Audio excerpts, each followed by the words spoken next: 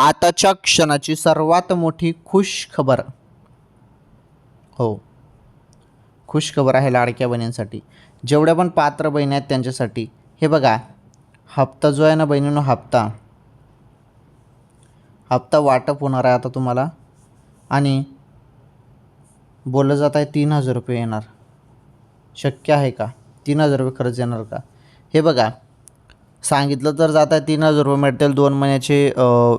तुमचा 21वा हप्ता आणि 22वा हप्ता 2 महिन्याचे म्हणजे फेब्रुवारी तर मिळाला. मार्च आणि एप्रिल या 2 महिन्याचे 3,000 रुपये मिळतील असं बोललं जात आहे.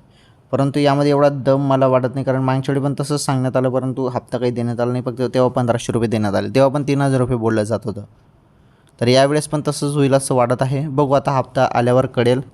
हप्ता आल्यावर तुम्हाला डायरेक्ट मेसेज येतो बहिणींनो. आणि महत्त्वाचं अपडेट येईलच आता 1-2 दिवसात जी आर संदर्भात.